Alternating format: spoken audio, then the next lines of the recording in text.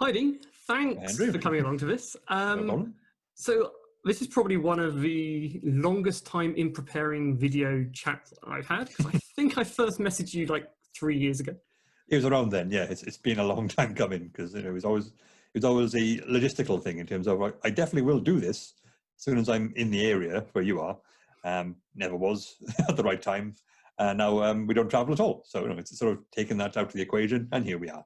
So it's taken a global pandemic to bring us together again. Yeah, it tends to be. I'm very, I'm loath to travel far. I'm from the valleys. We don't we don't go beyond our doorstep if we can avoid it. So yeah, so it's very much in keeping with my brand. Which is an interesting compliment, given the next thing I was going to say. You are now one of the most influential people I know in applications to Cambridge, because I used to interview people for the University of Cambridge before I moved to the University of York, and your name came up time and again. That's really weird for me. When you tell me that, and I was like, I thought you were taking the mick. I think like Andrew just like ribbing me a bit there, and like you're like, no, deathly serious. Okay, then that's both. Oh, it's immensely flattering, and someone who knows myself better than anyone, somewhat alarming. And the fact that I might be. I mean, the people who go to Cambridge are the leaders of tomorrow, and the fact that they've been influenced by me, both is disconcerting because we can talk about imposter syndrome all you want, but I would never put myself as I am a leader of men. I am someone who should be looked up to as a role model for the elite of the next generation. But also, I didn't go to Cambridge. I don't see myself in that light, and it's odd. I'm very flattered, very proud of it, but also like, okay, so that's the thing that happens, and I would love to know the chain of events that led from me just going about my usual bumbling business to this. And it's something which does it stuck with me. It's like, wow, that is a very strange thing which I never saw coming. So for people who haven't applied to Cambridge, because obviously many people don't, what was going on was when we get an application, actually this is true of all university applications, they write a UCAS statement, and in that statement students quite often like to show what books they've read, and it was your book, and it originally was The Idiot Brain, because that was the first international bestseller or whatever it's now become. It's amazing how many languages it's in. And then that just, as you have published more books and as time's gone, the number of people who would comment on having read your books to apply to do natural sciences, in particular biology, it just came up again and again and again. And we'd ask people what they had read in the book because they put it forward as something they had read and found interesting. So I think that's an amazing achievement, because you obviously, in the minds of people applying to Cambridge, they thought that having read your book showed that they were the right kind of person, or they thought that us reading the statements would be impressed by this. And I mean, I will say nearly everyone who I interviewed, I was impressed by that. These are young people who have put themselves forward and been fantastic. And we'll come to the challenges of that probably in a bit. But I mean, when I first met you 10 years ago, I mentioned just before we started recording this, you were, I think, ranting about the fact that you had been in the local press holding a hairbrush pretending it was a microphone. Yes, that was, I think that was actually well timed. As we were recording this, it's January 14th. So we're 4 days from this year's Blue Monday, which that was about, which is the reason, I guess you could say Blue Monday is the reason I'm a writer at all. Or known in any shape or form. For those who don't know, still there are some people who don't know, and I'm glad of that.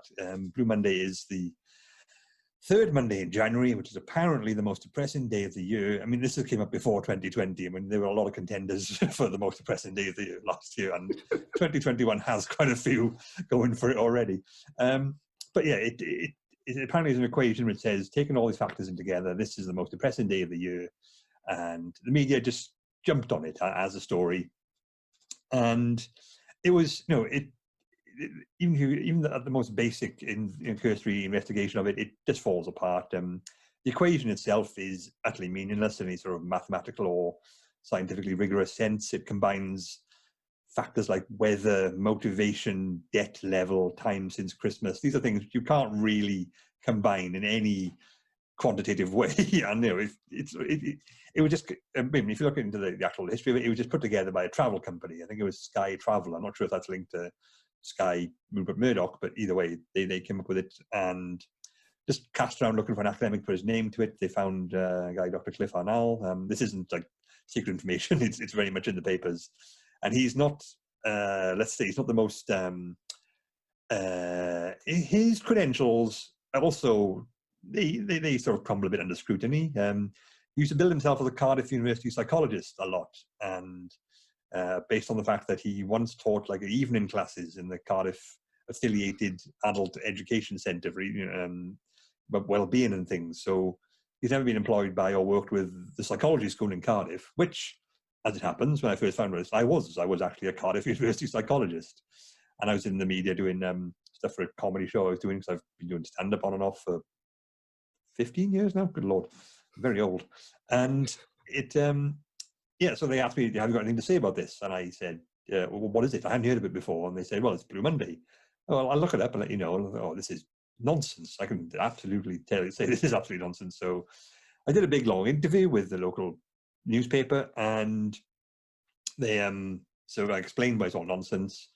And they said, well, they did this usual thing of, well, have you got anything to say to people who are depressed today, as a sort of like footnote or a sign off? And I said, yeah, it's it's not really a thing. Don't worry, but you can, if you are depressed, you'll be better. Sort of just general fluff and nonsense, which I wouldn't say now because I know better, but they sort of edited it severely to the point where it sort of, the interview came across like I agreed that it was definitely a thing, and but you should just cheer up. So not only was I agreeing that this nonsense equation was real, I was also dismissing depression and low mood as if, like, hey, cheer up, like like I was a. Which is something you now spend quite a lot of time writing about. Is a real thing, and it has an entire book on, basically. I sort of came across as a walking inspirational meme, which is really not what I'm going for ever. And I was doing my PhD at the time, so this did not help my credibility at all. And I think what you saw was a year, maybe even 2 years later, because it kept coming up again and again, because I was in the press now as the Blue Monday quoting guy, because it comes on every year. They just January's usually quiet. Again, usually it's 2021 now, things happen a lot. And they, so they kept asking me again. I thought, well, last time I wasn't done over, but I was like, I naively trusted the local media to present my words. So, no, I'll put the record straight with this interview. No, this next one and this next one. And every time I tried, it would become something ridiculous. And to the point where my friend's girlfriend, who I didn't really know at the time, asked him like a few years later, "It's that Blue Monday, isn't it time for Dean's annual humiliation?" Which became a little sort of like a regular event for our friends. And how is Dean going to disgrace himself this year? So yeah, that one you saw me talking to a brush in the newspaper it's another attempt to set the record straight, which I've since given up on doing. Well and truly set your record straight on that one. You've done a fantastic job. How do you go, therefore, from doing a PhD in Cardiff, and I believe before then you applied to Cambridge or considered it, and that wasn't necessarily the most glamorous moment in your career, to being someone who appears in the personal statements of most applicants I was reviewing when I was last as an interviewer in Cambridge? It's an odd one. Like people ask me how I ended up being a writer, and my journey is a very strange one in that I couldn't tell someone this is how you do it if you want to do what I do, because this wasn't planned. This wasn't I had known I would like to have been a writer. I always liked writing, but I didn't think it would happen because it's like I said, I'd like to be a writer in the same way you'd say I'd love to own a jetpack. Yeah, that'd be nice. Not going to happen. Don't be stupid. It's just an idle fantasy. And again, I was trying to be a serious academic, but because again, that's why it was so annoying at the time. I was also doing comedy on the side, so I think I was already sort of splitting my focus between two different things. And I think it turns out because I'm not one for, I don't have like the sort of the zealousness to focus on something 100%. I've never been that sort of person. That must be true of quite a lot of people as well. I imagine so, yes. I mean, most people I know, but I think when it comes to academia, in terms of research and science, the whole publish or perish thing, or like there are only so many grants to go around, and the average person might think, scientists, there aren't many of them, just smart people, but there are plenty of scientists in terms of how much resources there are available to do science, so how many jobs there are going. And like scientists don't have the most glamorous careers, despite what some people might think. In terms, if you get to be a tenured professor, maybe, but those are few and far between. So you just got to go where the work is. You got to go follow who's doing your particular line of research, and like I did my neuroscience degree in Cardiff. I applied for loads of my PhD, and I applied for lots of postgraduate positions and postdocs. Never got one. So it became sort of moot that I wasn't going to be a serious academic in that respect. But yeah, I was always one to divide my attention, and I think the ones who I noticed being the most successful are the ones who either just had the nous to just they knew what they were doing much more than I ever did, and or they had the focus. They were there like all hours, running the experiments, analyzing the results. Whereas I treated it more as a job. I like the clock off at 5, which it turns out isn't the most wise approach. Isn't the wisest approach if you want to succeed, at least at the early stages. It shouldn't be like that, but it is like that. And therefore, those who were more driven and were there, putting in all the hours around the clock to get the results, to get their name on published papers, they got them, and I didn't. I didn't do that. And you can argue it's an unfair system, but it shouldn't work that way. But that is how it worked, or at least it worked when I was doing it. And so I ended up sort of segueing into teaching and lecturing, and just writing on the side as a hobby. And just the writing side sort of became bigger and bigger until it became the point where it was actually overshadowing my day job. So I thought, well, I suppose I should do this as a thing, seeing as people want me to do it. And yeah, so it was a very much an organic, I hastily use the word holistic, given we both involved in the skeptic communities, but it was like there was no particular obvious path I was treading. I just jumped in from lily pad to lily pad to see who would have me, and lucked out and landed here, I suppose. But yeah, it's been a very strange career progression overall. People often, go, oh, how did I get to the academic position I got to? And I would say my story in some ways is very similar to yours. At no point did I think that an academic position was guaranteed at the end of this. And at no point have I ever not, sat there thinking I'm surrounded by incredibly smart people, because that is one thing in these competitive environments you meet. And that imposter syndrome is there. And I think it's there in the majority of us.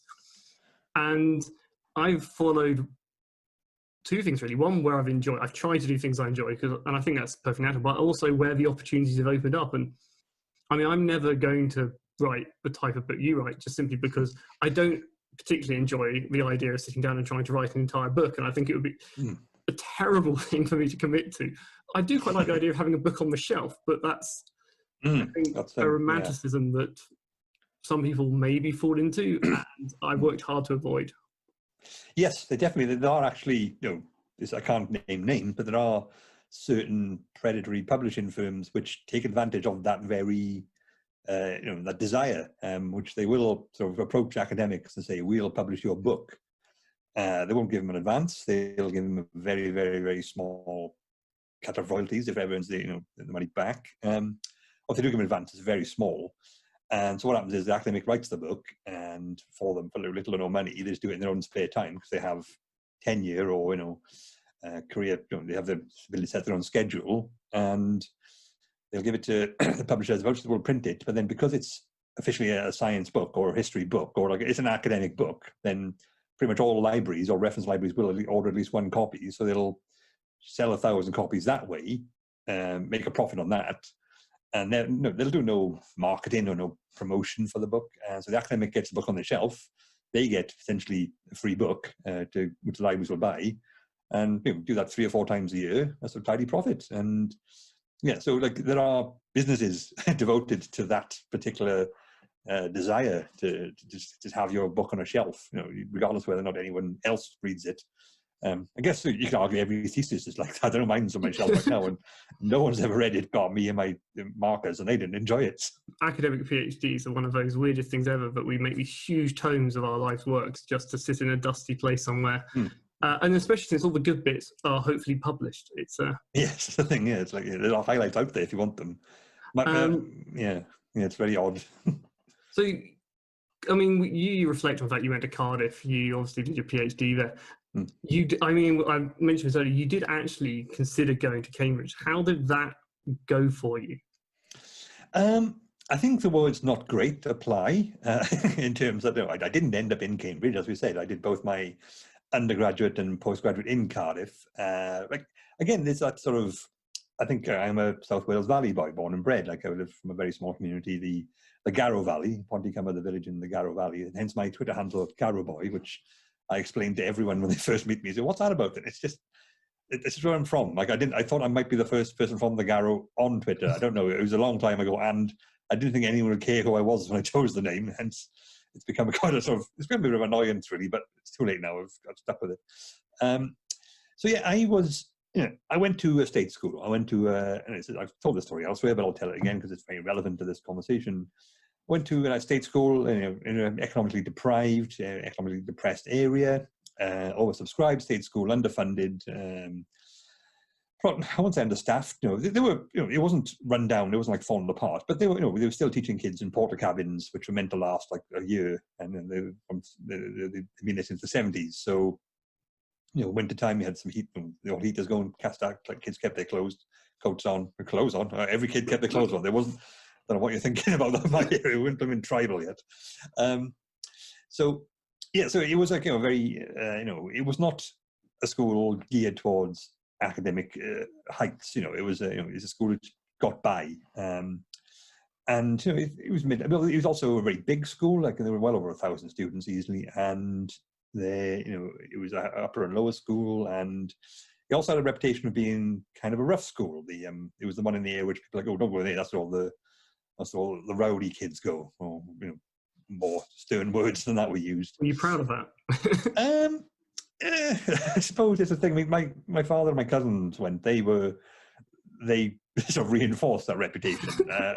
When I first got to school, like the teachers who taught my father were still there, and they looked at me very, oh God, another one, that sort of thing. But they were actually baffled by this quiet nerd who turned up, and the point where I was actually in school once with my father for a parents' evening, and the maths teacher who taught him came over and insisted that I was not his son. There's no possible way, like, he was just calling me illegitimate in front of my own father. So that's not a school where that could happen quite readily. And yes, but I was like one of the few male students who was actually interested in studying and learning. Again, I was never actually that brilliant a student. I was just sort of dogged and determined with it, and I was quiet and much of a social life. I didn't like going out drinking when I was 14, like a lot of friends did, or didn't get into drugs or music or bands or anything. So I was just sat at home reading. So I'm guessing the opportunities were limited as well. From you're saying a rural community. Yeah, exactly. There was not a lot going on. There was no internet, no phones. Just most of my evenings total life was spent in my mate's attic room with no heating. Like one time it was a bit cold, so we took the cover off a lamp, so we used the bulb to keep warm. This is my childhood. This is what happens, and so but I was, I just got into science via sci-fi and stuff. That's all it was. Like, I was just a bit of escapism, not usual, but it's quite fairly common, I'm told, sort of route. And this is back in the 90s when you did 3 A levels. That was the thing, and I decided I wanted to do 4. I said, well, it's a lot of work, but I have nothing else to do. Not that I'm super McBrainbox, but I am genuinely interested. I did 3 sciences and history. I wanted to do English, but there was too much timetable clash. I just did history, which I liked as much. It wasn't like a second place thing. And so I reflected on my school, as I've said before. The year I did A levels, if you added up the physics, chemistry, and biology classes, you only got 7 students, and of those 7 students, 3 of them were me. So I was officially just under half of the whole school science output came from me. And that was disconcerting, because genuinely, if I got a bad mark on an exam, the entire school average would literally go down because there was no one else doing it. It was like, how did Anna Saudra score on science history? Well, this guy got a B, so they got a B, and that's kind of how it went. But because I was like the sole, not the only one, but I was the most obvious academic inclined male student, they pushed me to do things. Like, they made me the head boy and stuff. I think, oh, this one actually does seem presentable, so we'll put him out. And they sort of said you have to apply to university. And I did not know what university was until I was 16. I mean, I heard the word, but I thought it was something other people did, or something adults did at some point. The fact that it was like a second layer another layer of school above this one, which you could go to willingly and just do it yourself, was like baffling and then really exciting, the sound of it. I said you should apply to university, and they said you should apply to Oxford or Cambridge. And again, I was like, I know these words, I've heard them, but I don't really know what that involves. And I said, "No, those are the best universities." That's what they said. Like, those are the top ones. So because there was a student from a few years before who went to Oxford to study music in my school, and they were still banging on about him, that sort of thing. The Oxford student, yes, he went once, and a couple of our students played for Wales and don't represent Wales as snooker, and like they almost like had gold busts of them in the in the hallway and stuff. They were looking for any sort of feathers in the cap. So that if I got into Cambridge, that would have been a big deal. And I thought, well, what am I into? Doing sciences? I thought medicine. That seems the obvious choice because I was getting into brains then. Cambridge had a medicine with, like they said, you could do neurology with that. I was, okay, that seems the thing to apply for.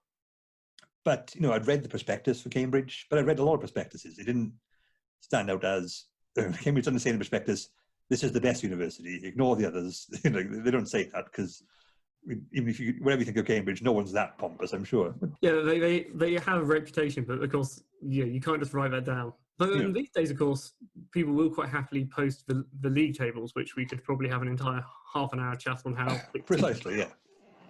Yeah, so but I didn't see any of that. So I didn't. I just got told by some sixth form supervisor, "This is a good one to go to." And I've used it as a joke, but it definitely happened. I asked the careers advisor, I've got an interview. I applied and got an interview. So I don't remember anything of what I said in my personal statement, but they got an interview and the school got really excited.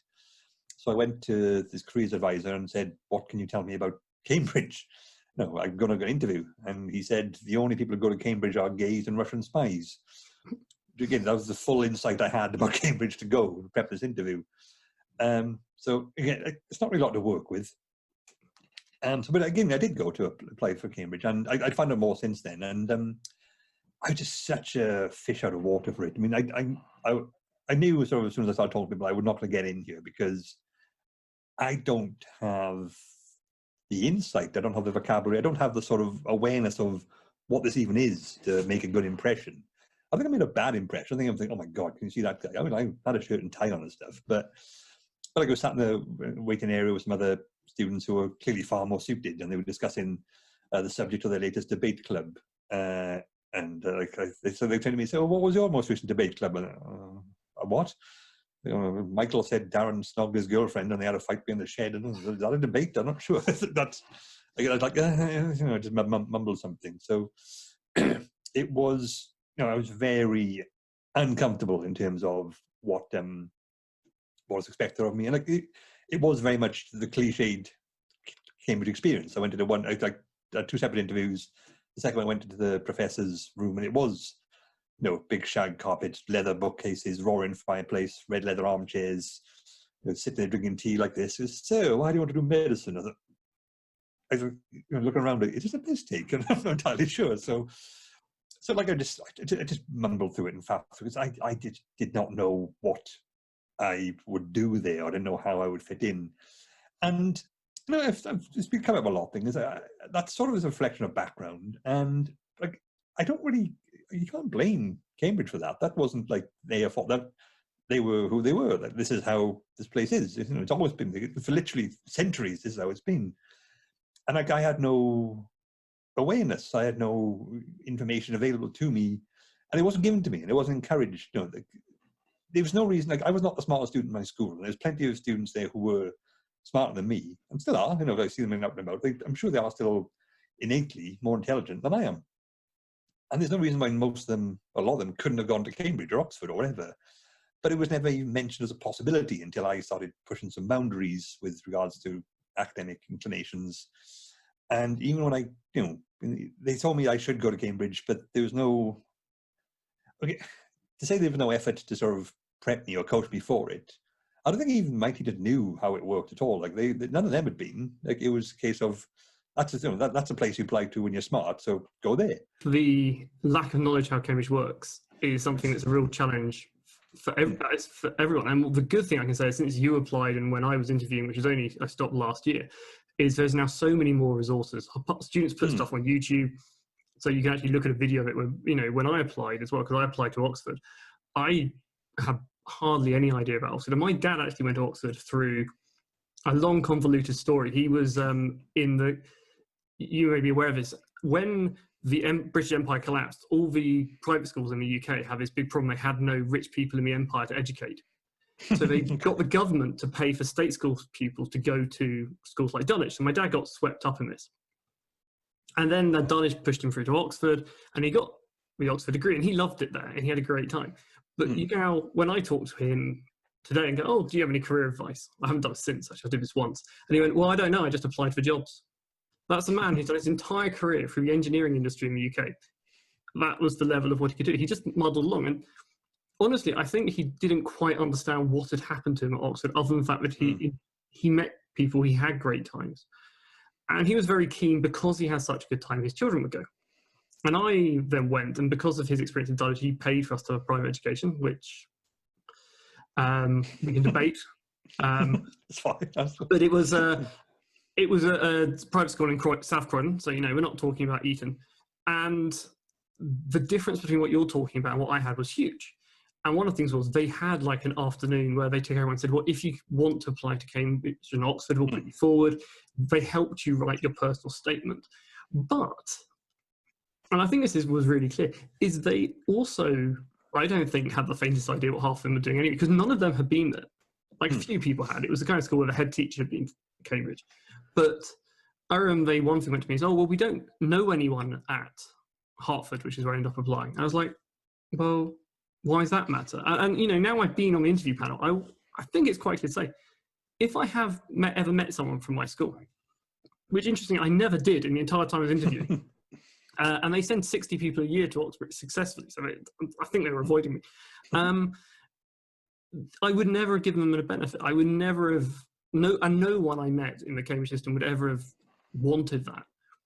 And the other, so they have this kind of weird idea. And the other thing was they kind of weren't keen for me to apply because they wanted to get people in. They wanted a success rate, not someone who might not. And I got A-level predicted grades, which were sort of BBA or something. And that wasn't what you needed for what I wanted. I remember my dad went in and argued that I would get straight A's. And that's probably one of the two things that got me through that sort of hurdle.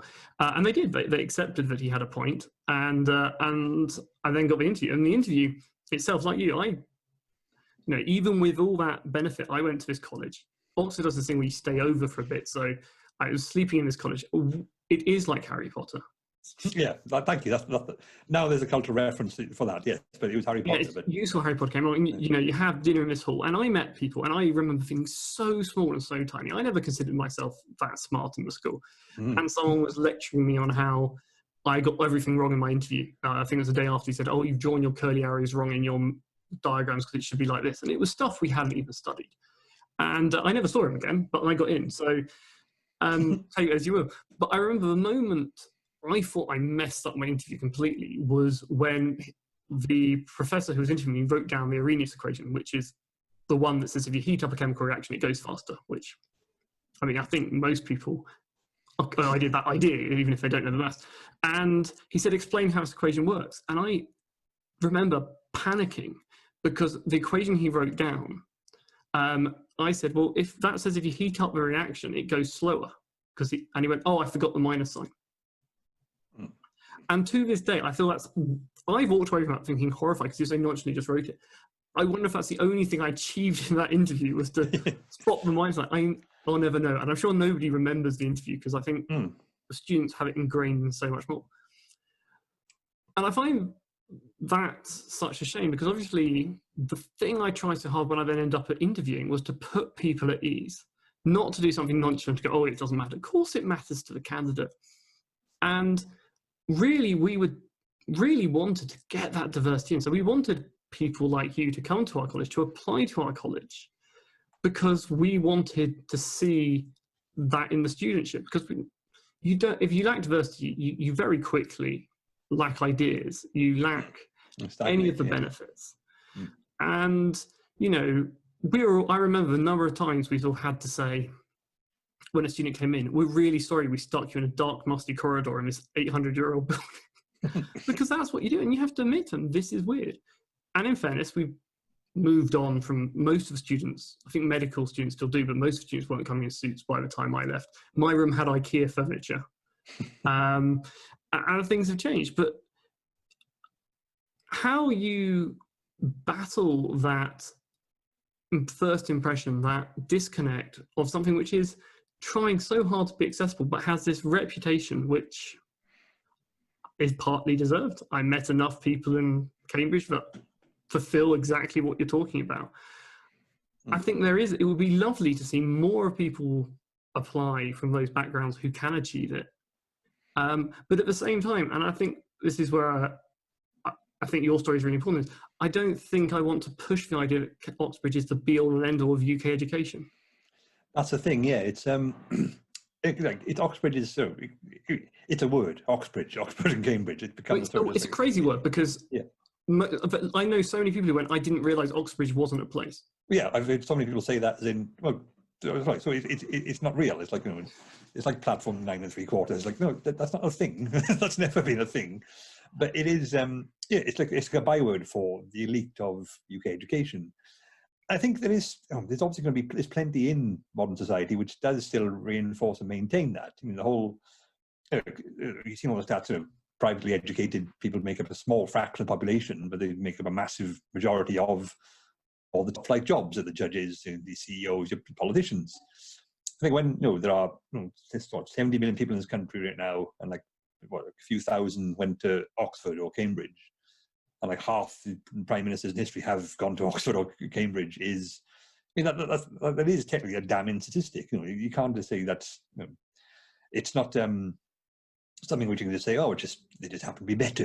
All those studies you show that if you like for like, pound for pound, state school and private educated students can do just as well as each other. There's no sort of superior intellect imparted. It's all about how to do things and how to manage things, which is fine. There should be a way of teaching people how to navigate this. There was a genuine trend that when we brought in state school students with lower grades, they would perform better for what they looked like at A level.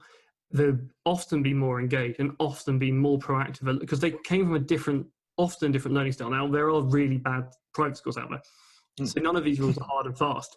Absolutely, yeah. But it was interesting. They brought with them something which you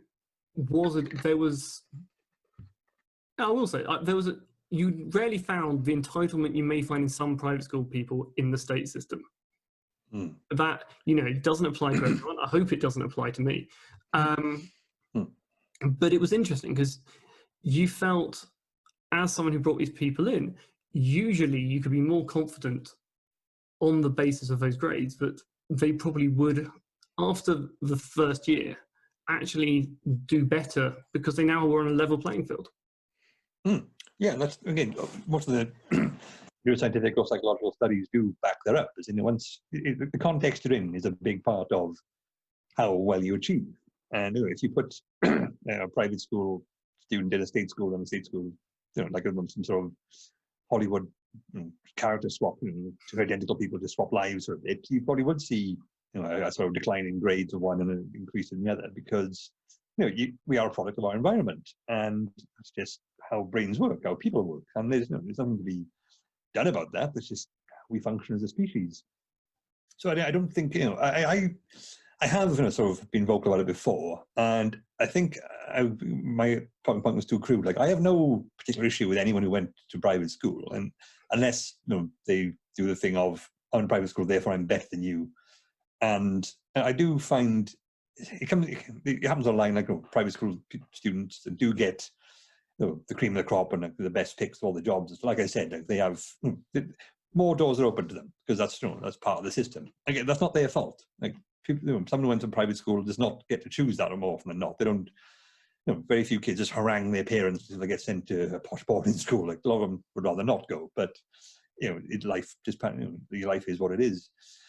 So I think it's the sort of this is sort of sense of entitlement other people perceive in it, which a lot of it's like, I think it's just it's no one particular's fault unless you get to the upper echelons, people who reinforce this. But the students themselves, people who go, I have no particular ill will against. Obviously, each individual person's different. I mean, the only students who have made my life miserable was state school students. That's I've never had any issue with anyone from private school because I never met them, so I don't have any.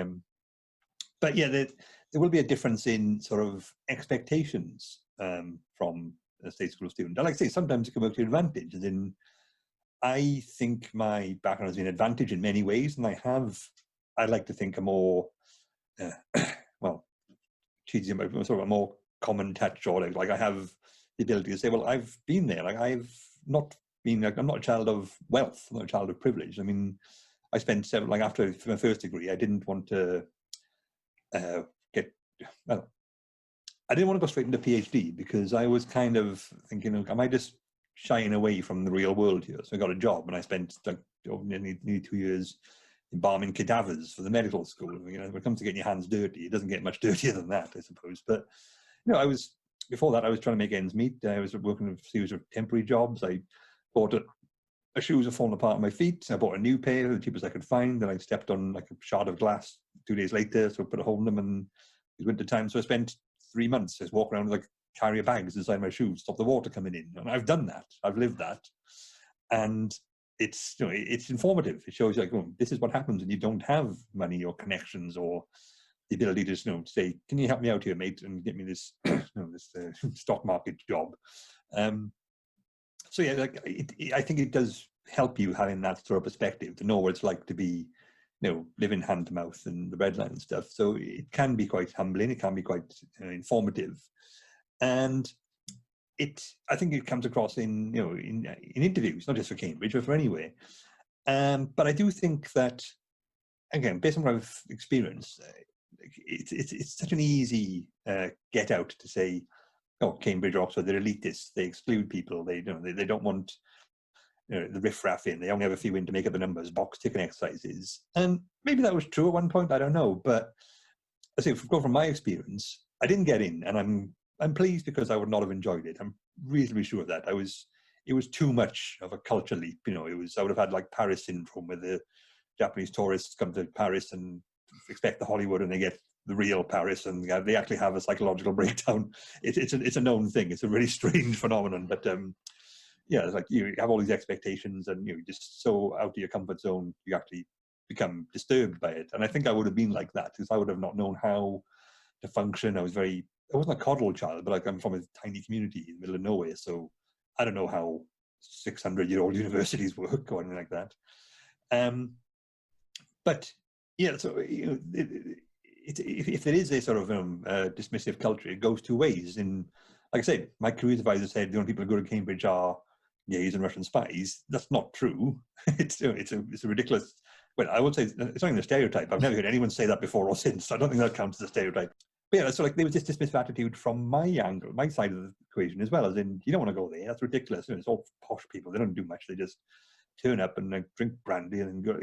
So these sort of cliches and dismissive attitudes, they work in both directions, and you have to overcome sort of cultural bias both ways, really. I mean, if I had gone to Cambridge and sort of met my friends or people I knew back, I think I grew up in a pub, like, so I knew like all the locals, and they were like, "Ooh, look at him!" Like that would have been, you know, I would have been excluded from my original community too. I think that's unfair as well. I mean, not by everyone, but by enough people to make it, you know, to make it noticeable. So yeah, so I don't think, you know, there is going to be a cultural problem when it comes to applying to someone like Cambridge when you are not from an academic or upper middle class background. But it's not necessarily all on Cambridge's side. And I think because obviously they are the elite, the big powerful institutions, it's easy to blame them. But a lot of it, I guess, comes down to sort of like a cultural, you can't find me, I quit attitude. Like, I don't want to go there, it's rubbish. And you can't exclude me, I exclude you first. And yeah, so I think there will be an aspect of that too. How prevalent it is these days, I don't know, because obviously far more interconnected now and far more. And a huge amount of access work to try and fix it. But, yeah. You know, and I will say I wasn't on, I worked with them. I did talks where we'd have these taster days where we brought in, and the college I was at had a link to the Southwest, so we used to bring people up from Southwest. But again, that was self-selecting. So people have parents who might have a bit more of a push to help them. And I would say, you know, there's a lot of ways you can say I was privileged, but one of them was definitely that my parents, because of my dad's experience, he thought that was really good. Like, I don't want to give the impression that, you know, this is all a doom and gloom thing, and that if I had gone to Cambridge, in my head, I just don't belong here. But if I had got in, it would not have been anywhere near as bad as I sort of imagined at the time, because all things being equal, if it is a completely different place, completely different culture, you are still being put in with hundreds of other people who have just come from their home place to this new place. They're nervous and scared too. They figure things out themselves. Some people will know, obviously, they have the family background to this is exactly what you do. But there are plenty of people who are like, everyone's a fish out of water, really, the first week of university. It depends on, irrelevant of where you go. And like, it's just, that's part of the process. That's sort of why it's a good thing to do, is in, all right, you go to this place, find a place for yourself here and work out how to exist, as an independent adult with other people doing the same thing. And it's, you can't teach that. It's a really informative experience. And if you happen to have the best education in the world as well, that will be a bit helpful. Like, you can't really argue that, I guess.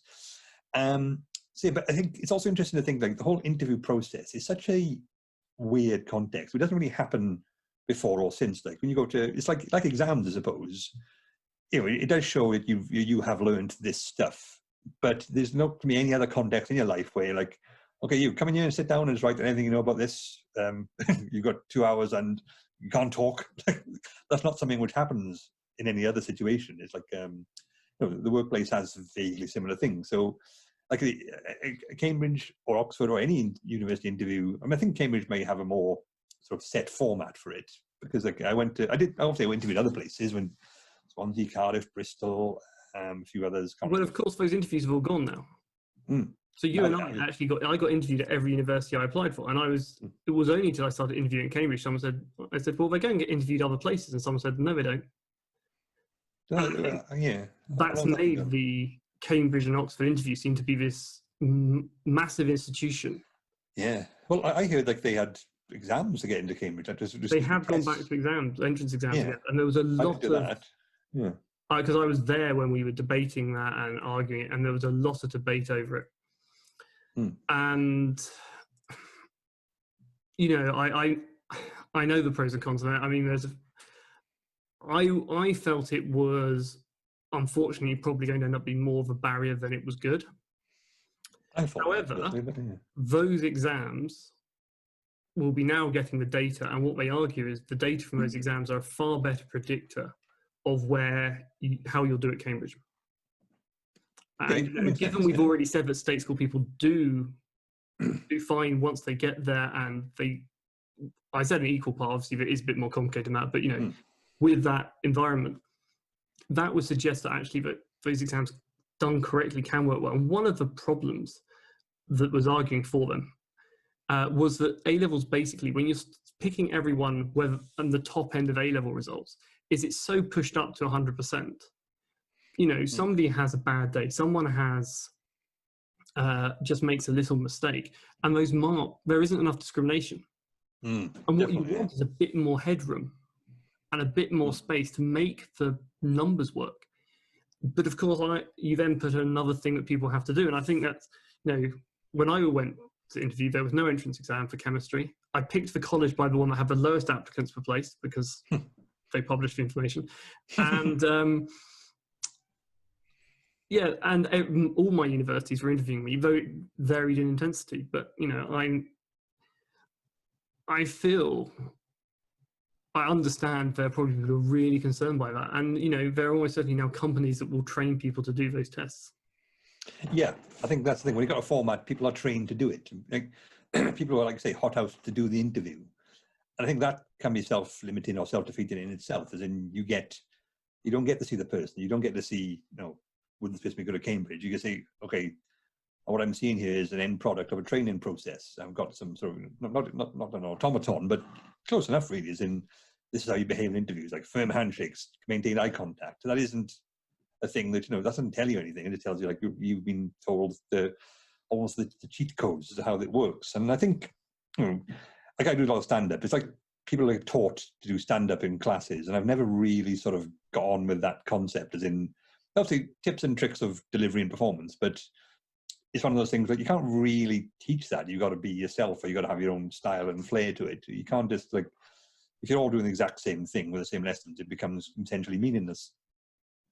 And yeah, so I'm sort of, I think it's a mixed thing, and that interviews aren't really a thing anymore. I guess yeah, but it's like you hear so many stories of people who apply for jobs and like nail the interview, get the job, and they have no idea what they're doing, and then the whole process becomes kind of a self-defeating and a farce, you could say. But yeah, so yeah, I guess I do. I'm sort of like I'm kind of wary of coming across like I'm saying like you shouldn't go to Cambridge or you mustn't go to Cambridge, or I guess you have to do what's right for you. And I know it's one of those get outs or like those cop out statements, but it's always the case. Like I say, I didn't choose my career path. It's like what's in front of me right now. What can I do in this particular moment? And I'll do this, and like not sort of day to day, second by second, making no plans, but if just like trying to sort of navigate the waters as they were pushing me along. And I guess if your path takes you to Cambridge, great. Doesn't matter where you're from, go for it. But if it doesn't, then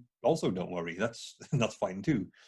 But yeah, I guess they're sort of like sweating the consequences of it. I think that's something which I have railed against in this idea of like, it's if I don't do this, then that's it. It's like it's like a cliff edge. Like it's all or nothing. It became really quite common in like when X Factor and Pop Idol, when they were the big thing. Like all the contestants, like if I don't make it through the next round, then that's it. My dream is over. Like this isn't like the be all and end all. This isn't like the only way to do this. But I think kids are sort of, or at least they were taught that if you don't get good GCSE results, you're, it's game over, man, game over, like the guy in Aliens. And or like if you don't get these A-levels, don't get in this university, man, let's just say you better had, or that is a constant. I remember that being a constant refrain in my teenage years of if you don't nail this or you don't get scrape through this one, that's it. You've essentially wasted your life. And that sort of pressure, I think, is kind of, it's very unhelpful for teenagers, especially who are still figuring out how the world works. Because it's not like that. You can do A-levels later in life. You can redo things. You can sort of take a break, get work, and then come back to university. And I think we have a bit too much of a rigid system in place, or at least rigid expectations of how things go. Like if you don't get in this university, that's it. Game over, doomed, give up now. And you shouldn't tell people that because that's not how it works. It's life isn't nearly that rigid or constrained. I mean, I think I find that really interesting because I started saying my career has very much been me being lucky with the opportunities that have come along, and I've embraced them when they seem right. And that's really what we're saying. My opportunities, obviously, I'm not denying where I had advantages or where I had privilege, but they're still the ones I had and the ones I took. And I think, some people won't have these opportunities, but I only had one path put in front of me because I had this father who had done one thing. He had confusingly been dragged out of a London working class family through Dulwich into Oxford and thought it had transformed, for him that was transformative. And he wanted to do the same for his children. Once I got to the end of my degree, it's like, well, I don't know what to do next, because that's the bit that had a huge effect on me. Then to be honest, my reason for doing a PhD was I'd been working jobs in Tesco's every holiday to make money to get through university, and I very quickly realised I didn't want a job. I'd done that. That was awful, and I maybe people tell me that they enjoy working at Tesco's, but I certainly found checkout work utterly demoralising. And then I moved on, and opportunities turned up, and what I now reflect on is, realizing what's defined my path, and, talking about your path as well, which is very different, but obviously it's been hugely successful for you. We're both parents, and my daughter's now 10. 10 and 8, there's 2 of them. I don't think your children are much younger. 8 and 5. 8 and 5. So my 10-year-old, obviously, because you've written a book about it, is heading definitely into adolescence. And we're then thinking about, well, we've got secondary school, we've got GCSEs, we've got A-levels, and I have the track I went down. My wife has the track she went down. And it's that question, I was told you need to do this for the rest of your life. And then I've seen people who, like you, do really well with their own routes. I've obviously seen people go to Cambridge and hate it. I'm not going to deny that. There are people who we have helped leave because they really don't want to be that. I've had students as a tutor say, can I have a chat? Come in a room, so I'm leaving. I'm not coming back next term. There's no way. And you go, why? And they go, actually, I've just decided I don't like it. I don't want to do university. And we also have a bit of I will try and have a discussion longer than that, but some of them, they're adamant they made the right choice, and it's not me to stop them. No, it's totally the case. When I had almost the polar opposite thing for background for you in that respect, in that, like, as soon as I did GCSEs in school and got through them, and once I started A levels, I was in uncharted waters as far as my family were concerned.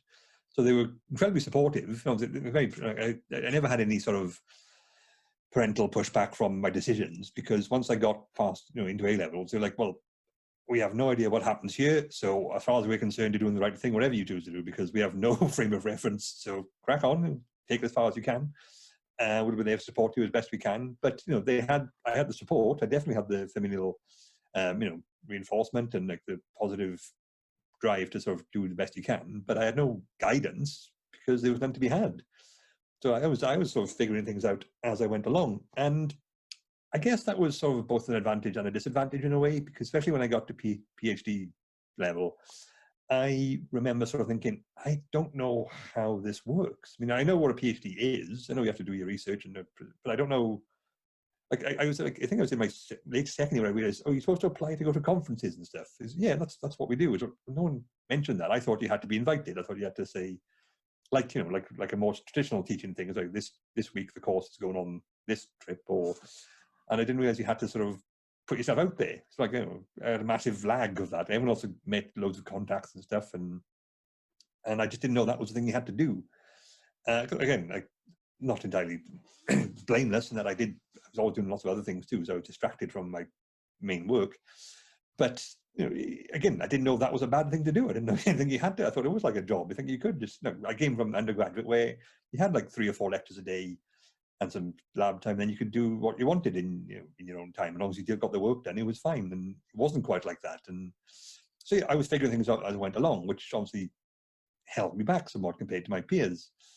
But then doing that, I didn't know what wasn't an option. You can write stuff on the side. You can do live events. You can talk about it, which no one else was doing. Like, I got involved with science communication purely just by saying, well, that sounds like fun, I'll do that. And everyone's like, we can't do that, it'll distract from your PhD. Well, too late now, I've started, and it panned out nicely. I won't say the same would happen for everyone, but if I was of that mindset of, this is how you do a PhD, you do this, you do that, you study for this much, you work this hard, and then you go to a postdoc, I would never have got to this point. And I think I'd be a fairly miserable academic by now if I stuck to that path. I would never have got to the, oh, it's him. There would be no Burnett model of neuroscience, or there would be no Dean's first law of psychology. It would be like, I'd be a middling, miserable, sort of doing a few lectures, maybe 1 or 2 students in a lab. I think I just didn't have the sort of oomph behind me to be a high-flying elite academic. I'm much better at doing what I do and happier at it as well. So like that's just very good fortune. But probably wouldn't have happened if I'd known a lot more about what was expected of me and what was the correct way to do things. I mean, insofar as there is a correct way, obviously you can't say I did the wrong thing because it ended up quite a nice place. But it's by other people's standards, like, no, that's not how you go about a PhD. I was like, I didn't know that, so I didn't do that. And here I am doing this. Oh, fair enough then. I guess that's an option too. Like when I was doing comedy, people can ask me, which one are you going to pick, science or comedy in the end? Well, first off, no one's offered to pay me to do comedy. I'll tell you that much now. But even then, like, why have I got to pick one? Why? I'm just going to keep doing both for as long as I can until something happens to stop me. And I guess it never really did. It just sort of just melded together in weird ways. But yeah, so like this idea that there is a set path, a set route, you have to do it this way or it will not work. Again, kind of ingrained in a lot of people, but not necessarily the case. So if things aren't working out for you the way other people expect them, then maybe that's not the way you should do it. Maybe there are other ways about it. Maybe you have an alternative path or alternative methods of doing things. I mean, it is a psychological thing. It's my second book about people have what Petra Boynton calls the relationship escalator, in that when you start a relationship, it's supposed to occur in these stages. You get together with someone, and then you fall in love, and then you move in together, and then you get married, or other way around, how you forget. Then you settle down, and you have children, then you have you retire. Then it's like these ideas that the phrase, is this relationship going somewhere? well, where's it meant to be going? What's what's our route of travel here? What is this direction we've got preset? These are all cultural ideas. They've been worked out over trial and error, but this idea that these things progress in this manner and that is how it's done, very ingrained and very sort of common, but not always accurate. It's a creation. It's not like some sort of innate default. It's a construct that we just obey, but you don't always have to. If you have your own way of doing things, then it probably is worth trying that. I mean, no guarantee it'll work, but that goes for everything. If you do everything exactly as people expect, no guarantee that'll work either. That's just life. But yeah, so like I think there is a lot of sort of self-reinforced expectation of how things are done and how things should be done and how things go. And if you just step back and think, why? Well, why is that how it has to be done? A lot of times there's not really a good answer for that. It's just like, that's just how it is done. And nothing's saying really you have to do it that way. There are alternatives, I guess, is what I'm getting at. Well, I think that's a really good point to draw us to close. We've been chatting now for about an hour. It's been absolutely brilliant. And I think this, yeah, you're absolutely right. There isn't a way of doing it. If you're from a background that doesn't go to Cambridge, give it a go if you want to try it. But if you don't. They definitely want you there. That's all I can say from the other side of it. Yeah, I've learned that since. Like, yeah, that's not a sort of affectation of like, oh, just put a few of the pearls in, it'll just make us look good. It's a genuine thing. There's way too much effort gone into it to make it seem like it's not just like a placeholder. There's some real oomph beyond that. Yeah, and you'll be surprised how many people, but just inevitably have a working class background actually who stay on. That's how it is. And yeah, I think you've given me some things to reflect on my own kids and how I took the path I took, and at some point I'm going to have to let them take the path they take, and I think that's going to be hard. It is. My son's really into football right now. I've never been athletic. I have no idea how this works. Like, he's like, who's your favorite footballer? Pele? That's the one name I recognize. That's all I got. Sorry, buddy. But so I'm learning about football from him, my 8-year-old son, which is interesting. So yeah, but like he's clearly following his own path. He has a completely different background to me. Like me, my wife is Indian. He's mixed race. So she comes from she went to a private school as for a sixth form, and I did not. She learned Latin at school. She asked me if I learned Latin. I just laughed for a bit. We can't even teach regular languages, let alone dead ones. And so we have but it's not a problem. It's just like he has very different influences, and it'll be interesting to see the sort of person he becomes as a result. Fantastic. Well, thank you for all your time. You go, man. Anytime.